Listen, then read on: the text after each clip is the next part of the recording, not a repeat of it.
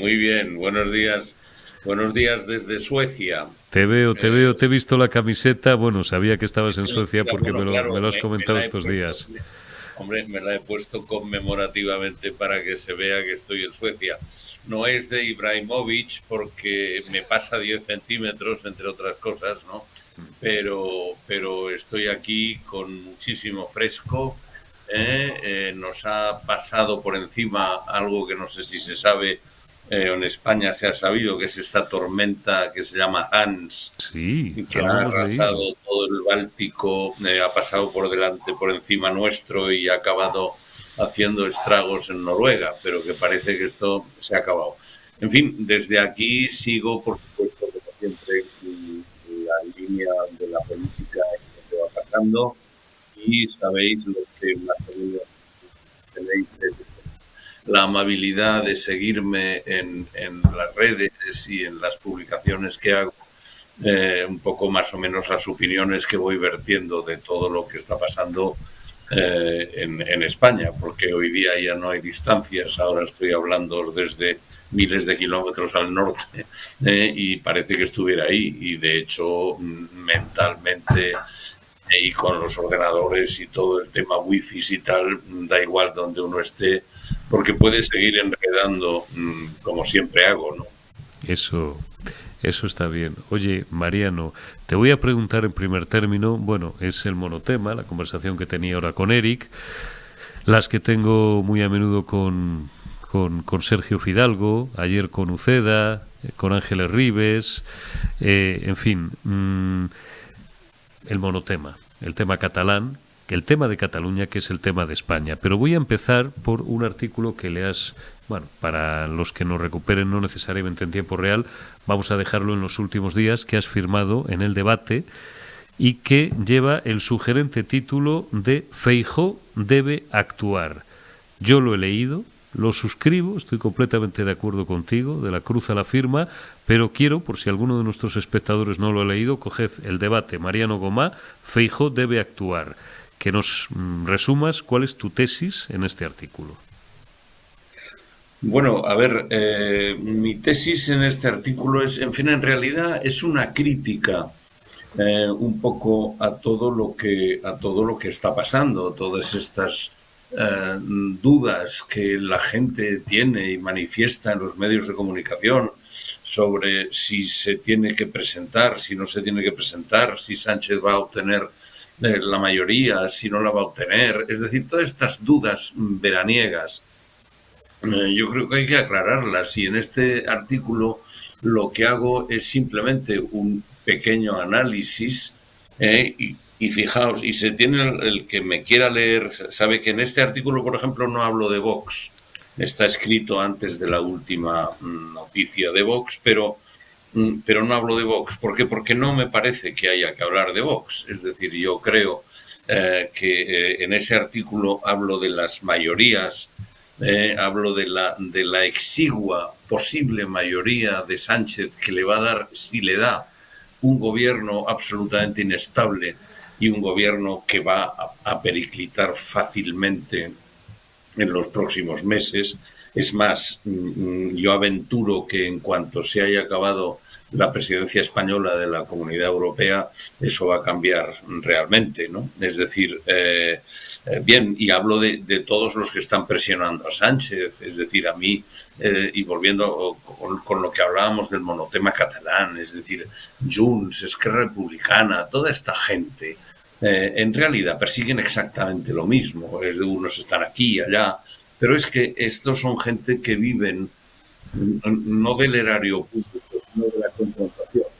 Y ellos no tuvieran esta, no se constantemente con todo, no tendrían sí, viven de la viven de la provocación.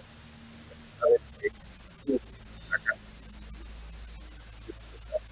saben Cataluña no se va a hablar catalán más de lo que se habla, porque no se puede hablar catalán más de lo que se habla y que en Cataluña todo el mundo habla español y además lo vemos los que vivimos allí en la calle, en las tiendas, en los transportes públicos, en los restaurantes y tal. Es decir, el catalán no se está hablando más de lo que se había hablado toda la vida, o al menos toda mi vida, que he oído el catalán. Es un idioma doméstico, rico, fantástico, y yo estoy encantado de hablarlo y de escribirlo y de entenderlo y de expresarme bilingüamente con el catalán, pero no que nadie sueñe que el catalán va a subir de nivel, porque no lo va a hacer. Es decir, eso es absolutamente imposible.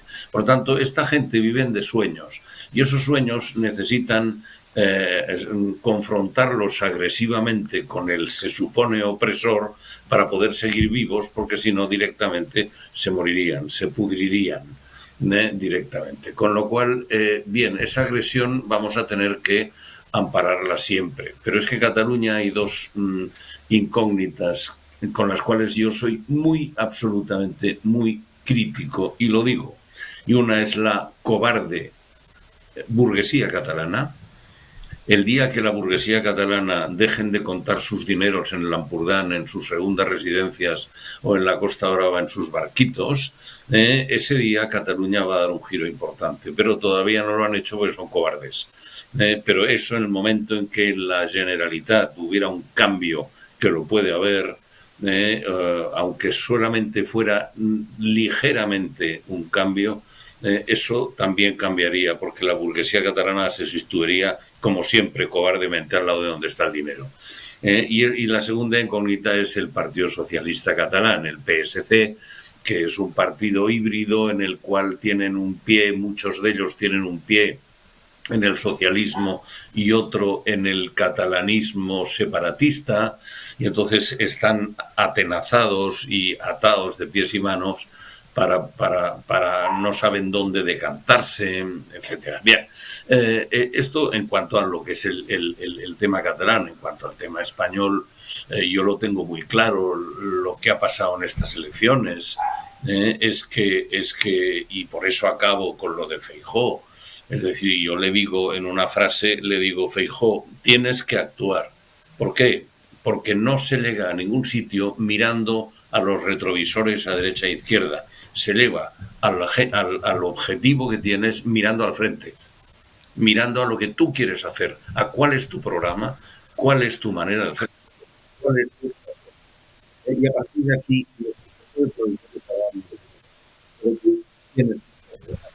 porque las bofetadas siempre vienen de frente. Por tanto, ese es un poco, digo, tiene que actuar, tiene que ser valiente y decir, vale, no he ganado las elecciones, no las he ganado con una mayoría absoluta que pueda darme la tranquilidad, tengo que pelear por ello, pues pelea. Es tu manera de mirar al frente, es pelear por lo que se supone que estás batallando desde el momento que fuiste presidente del Partido Popular, con lo cual en estos momentos tienes que presentarte a las elecciones. Y si no el rey no te nombrara por la situación que fuera, tendrías que pelear para decir, óigame, yo tengo el derecho a presentarme a las elecciones porque soy quien he ganado con mucho las elecciones. Por tanto, eso tiene que hacerlo. ¿Que pierde? Es igual, pero la autoridad moral que le dará eso es una autoridad que de la otra manera se va a tener que ir con el rabo entre las piernas, acobardado, posiblemente de nuevo a Galicia. Pero no es así. Tiene que actuar, tiene que ser él, y tiene que actuar con personalidad y con valentía, que para eso ha sacado 140 y pico diputados. Es decir, tiene medio España a su alrededor, tiene medio España con él, que no deje abandonada media España. Y perdón, no me quiero alargar mucho, pero es que lo que no quisiera yo es que, y sabemos todos los que nos escuchan, sabemos perfectamente cómo cantidad de lágrimas hemos vertido cuando en Cataluña ganó las elecciones Inés Arrimadas y Ciudadanos, y en vez de presentarse valientemente a la presidencia de la Generalitat como ganadora de las elecciones, se acobardó. Para perder, se marchó todo el mundo y desapareció. Y ahí es el final de Ciudadanos. ¿Por qué? Pues porque a los catalanes ya no nos gusta que nos engañen más. Por tanto, esta mujer, Inés, Ciudadanos, los catalanes depositamos nuestra confianza en ellos, y en vez de envalentonarse y ser valientes y ganar la autoridad moral que necesitaban, se acobardaron y se fueron. Bueno, yo no quiero que eso le vuelva a pasar a Feijóo en Madrid. Está, Y por eso le digo, Feijóo, tienes que actuar, es tu obligación, yo como creo que político y como líder. Yo creo que lo hará porque la voluntad hasta ahora no ha dicho nada en contrario, es presentarse y tampoco contemplo la posibilidad y le dediqué, por cierto, gracias porque ya lleva más de 100.000 visualizaciones, le dediqué un programa y un editorial completo al rey en su laberinto y dije, con todo lo respeto, señor, que usted no puede dejarse llevar por los cantos de sirena porque se está intoxicando desde hace días, desde los entornos oficiales del aparato de prensa y propaganda del régimen, de que Su Majestad se saltaría el encargo al candidato más votado y se lo encargaría a Pedro Sánchez, puesto que, según ellos, tiene más opciones. El rey no puede hacer cosa distinta, y no soy yo quien, ni somos aquí nadie, para indicar al jefe del Estado lo que tiene que hacer o tiene que dejar de hacer. Pero voy a decirlo de otra manera, nos sorprendería que el rey hiciera cosa diferente que no fuera encargar después de la ronda de consultas, designar como candidato en primera instancia a la investidura al líder del partido más votado. Nos sorprendería mucho. Y hay un verbo muy feo en la historia de España que se llama borbonear, ¿verdad, Mariano? Y yo no contemplo una posibilidad que sea diferente a esa. Que luego no consigue los apoyos Feijóo, muy bien, que prácticamente lo más probable es que no los consiga, porque aunque el PNV se abstuviera, ¿qué? Pero si el PNV es un partido traidor y miserable, y ya en la Segunda Guerra Mundial hablaban por un lado con los nazis y por otro con los americanos, y han recogido nueces manchadas de la sangre de los asesinatos de ETA, pero Feijóo se tiene que presentar, claro, por supuesto que sí. Yo creo que eso va a ser así, y después ya veremos lo que pasa. Mariano, no puedo dejar de preguntarte por tu opinión, llega hasta donde quieras, sobre los sucesos de Vox, lo que está ocurriendo en Vox. La marcha de Iván Espinosa de los Monteros, al cual conocemos bien, los dos, no es la marcha de una persona cualquiera. Ayer mi querido Josué Cárdenas me hablaba de un tal, lo digo con todo respeto, es un tal Oces o de las Oces o no sé quién y tal. No sé. Hay gente pues, que yo no dudo de sus doctorados y de sus historias, pero es que, joder, que tengas que oír ahora. ¿Y quién es Iván Espinosa de los Monteros? Me cago en la leche. Es como si nos hubiéramos vuelto locos. Digo, ¿quién es Iván Espinosa de los Monteros? O quién es, no sé, gente muy principal, que a lo mejor lleva más o menos tiempo en la política española, pero que es gente de primerísima línea en España y en este país. Y que sí se van de la organización en la que han ocupado un puesto de relevancia hasta hace 48 o 72 horas, es una vía de agua importante. Y el que no lo quiera ver, pues tiene un problema. Como el japonés de la Segunda Guerra Mundial, que se pasó 20 años pegando tiros, pensando que el mundo estaba equivocado y que no se había enterado el mundo entero, de que la guerra se había acabado. Que ya sabía el japonés que no, que la guerra seguía. Bueno, perdón, ya he dado mi opinión, que ya la conocen mis espectadores de sobra. Me gustaría que tú me valoraras cuál puede ser el futuro inmediato de Vox. Pues no, el futuro inmediato no lo sé. Lo que sí puedo valorar y decirte es que es una noticia triste y triste para todos, ¿eh? Triste para Vox, triste para España y triste para el Congreso de los Diputados, porque Iván Espinosa de los Monteros es, si cabe, decir que era una de las personas que imponía clase. Y lo que necesita en estos momentos la política española es clase, y no necesita arribistas. Y es una lástima, en fin, estuve ayer escuchando su manifiesto de salida o de dimisión, sí, y me pareció, como siempre, elegante, un señor, bonito, agradecido, y de una persona con clase, simplemente. Es decir, y esa es una lástima, porque creo que en España en estos momentos no estamos sobrados de gente con clase en la clase dirigente y en los centros de importancia política y social en España. Y una pérdida como la de Iván, pues es una pérdida importante. Es decir, y eso lógicamente tiene que hacer reflexionar a Vox porque, a ver, nadie es imprescindible en este mundo. Pero lo que tiene que mirar, supongo, el presidente, que es Santiago Abascal, es de qué equipo se está rodeando, qué equipo le está bailando el agua alrededor, y moviéndole las falditas, porque hay mucha gente que efectivamente son inteligentes, son rápidos, son arribistas, y que lo que quieren es simplemente colonizar un partido que, si algo tenía, a mi entender, era la clase de Iván y la frescura de Abascal. Bien, entonces veremos qué es cómo actúa Abascal, pero Abascal se tiene que dar cuenta de que uno de los problemas que tuvo Vox en las elecciones y la pérdida de votos que tuvo en las elecciones es precisamente por su constante confrontación con el PP. Lo mismo que tuvo el fracaso del PP fue la constante confrontación con Vox, porque si le cortas la mano a la persona que te tiene que dar de comer, pues posiblemente te vayas a morir de hambre. Y ese es un poco el grave error que cometieron tanto PP como Vox.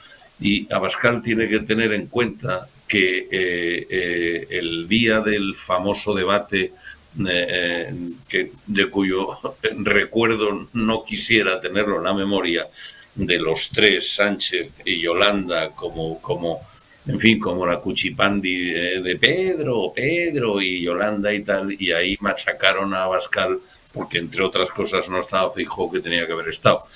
Pero Abascal se dejó machacar porque no pudo hacer nada, ni supo hacer nada para mantener el estandarte de Vox. Y entonces, este tipo de cosas, vuelvo a repetir, creo que todos ellos, Vox, PP, tienen que mirar adelante, mirar mucho menos en los retrovisores que tienen al lado, porque eso les está distrayendo de lo que les viene frontalmente. Y lo que les viene frontalmente es tan simple como para que sigan su camino, para que sigan sus ideas y para que sigan las estrategias y sigan sus compromisos electorales con la gente. Y la gente eso lo va a entender.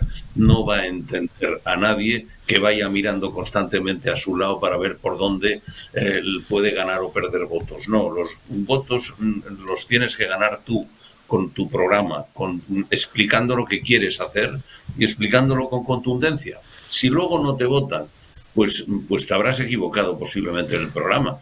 Pero si tú mantienes tus ideas y tu programa sin entrar en las provocaciones, porque están, como todos sabemos y hemos empezado hablando de esto, los provocadores profesionales, claro. Pues claro, si mantienes, si te apoyas en los provocadores profesionales, lo que acabas es cayendo en tu propia trampa. Y ya está. Y simplemente yo, desde aquí, a mi amigo conocido, por supuesto, como todos los demás, pero Iván, con el que he tenido varias reuniones siempre muy cordiales y siempre hemos estado muy de acuerdo en muchas cosas, me da la sensación de que hemos tenido una pérdida importante. Y fíjense, solamente los que nos están escuchando, no hay más que escuchar la despedida de Echenique con la despedida de Iván Espinosa de los Monteros. No tiene absolutamente nada que ver. Por lo tanto, ¿qué le vamos a hacer? La política es así, y lo que tenemos es que pelear por España, que, como tú dices, Eurico, en muchas nos hemos encontrado en muchos momentos peligrosos, nos hemos sobrepuesto, y yo creo que a este momento nos vamos a sobreponer. Y como yo siempre, y tú me conoces y sabes que yo siempre soy optimista, ¿sí? Luego me dan bofetadas, pero es igual, sigo siendo optimista, porque si no, no sería yo, y como digo, no seguiría mi línea y no atendería más a las líneas que tengo a mis lados que no a la línea que yo defiendo y quiero. Y por eso quiero decir que en esta dosis de optimismo yo diría que no está todo perdido. España está reflexionando mucho sobre lo que nos ha pasado en estas elecciones. Estoy completamente convencido de ello. Cataluña está perdida, como tú dices, yo también, pero me parece irrelevante. Volvemos a estar hablando del millón de personas, millón y medio, que están que de alguna manera enfrentándose al resto de catalanes, y son 1,5 millones sobre 7,5 millones de catalanes, bueno, que son 7 millones sobre 47 millones de españoles. Es decir, tampoco pasa nada. Es decir, que vamos a tener que convivir con esos grupúsculos, pues vamos a tener que convivir con ellos. Lo mismo que vamos a tener que convivir con los comunistas, que tengan la relevancia que tengan en el Congreso de los Diputados. Pues bueno, pero lo importante es que el grueso del país sea el que lleve realmente las riendas del tema. Y por tanto, soy optimista. Yo creo que el giro no se va a producir por ahora de una forma contundente, de manera de que el pueblo español le dé un cambio absoluto a la distribución de fuerzas en el Congreso. No creo que sea así, pero lo que sí creo, sigo creyendo en un pequeño ejemplo, y con eso acabo, en un pequeño ejemplo que hace muchos años que ya dije en su momento. España en estos momentos es como un barco que, si se escora a la derecha, o a babor, o a estribor, al escorarse a babor y estribor, hay una serie de gente que están cogidos a las barandillas o las regalas de babor o a las regalas de estribor. Pero todas las sillas, mesas, lámparas, platos, cubiertos y todo eso van deslizándose simplemente por la ley de Newton, deslizándose hacia la zona donde la está escorada. Y ese se escora al otro lado, los que están cogidos a las barandas de uno seguirán ahí, y los que están cogidos a las barandas del otro lado seguirán ahí. Pero todas las lámparas, sillas, sofás, mesas, platos, cubiertos y todo esto cambiarán absolutamente de lado de nuevo por la ley de Newton. Por tanto, quiero decir de que el cambio puede producirse, y yo creo que se va a producir. Pues ojalá, estoy de acuerdo contigo, Mariano, desde luego, y permíteme una pequeña broma para terminar. No seré yo quien le discuta a un arquitecto, como eres tú, cuestiones espaciales, por supuesto, y cuestiones de pura física. Por cierto, ya lo llevo recomendando, ahora que hablamos un poco de física. No sé si has visto Oppenheimer, macho, salí el otro día levitando del cine. 3 horas y se me hizo corta. Te la recomiendo, de verdad, te la recomiendo. Porque además me sirvió para... Fíjate que es una película en la que se habla mucho de política, de situaciones dramáticas y críticas, no ya para un país, sino para el mundo, ¿no? Una crisis como brutal, de práctica destrucción de todo el orbe conocido, como pudo llegar a ser la Segunda Guerra Mundial, y cómo al final son las personas, sus decisiones, las que van trenzando el camino, ¿no? Lo frágiles que somos en el fondo, nuestra fragilidad y nuestra debilidad, y a la vez nuestra gran potencia, ¿no? Nuestra gran potencia en función de nuestra capacidad intelectual y de nuestra voluntad, de nuestras decisiones. En fin, perdón por esta pequeña digresión, pero no quiero irme a otro sitio porque me tiraría un rato. Recomiendo ver Oppenheimer. Son 3 horas, pero de verdad se os van a hacer más cortas de lo que parecen. Mariano Gomá, que como siempre es un placer hablar contigo, presidente fundador de Foro España, de Foro España Cívica. Cuídate mucho. Yo me voy unos días también a descansar. Vamos a estar lejos. Mira, yo me voy a Malta, y si tú sigues en Suecia, fíjate la diagonal tan larga que trazamos. Pero ahí seguimos a tiro de teléfono, y espero reencontrarte a la vuelta porque me gustará seguir contando con tu lucidez y con tus análisis siempre atinados acerca de la realidad política de España. Te envío un abrazo. Muy bien, muchas gracias. Que disfrutes. Malta es una ciudad preciosa. Es una isla, pero es una ciudad maravillosa. Disfruta con lo que ha hecho el arquitecto italiano Mario Botta en todas las entradas y todos los muros enormes que fueron el remedo de lo que fue la fortificación de Malta a lo largo de la historia. Es un sitio maravilloso. ves a las iglesias donde verás todo lo que son los caballeros de la Orden de Malta, en donde verás muchísimas cosas sobre Navarra, sobre Aragón, sobre Castilla, y no verás ninguna, absolutamente ninguna, sobre Cataluña, precisa porque no está en la historia, simplemente. Simplemente.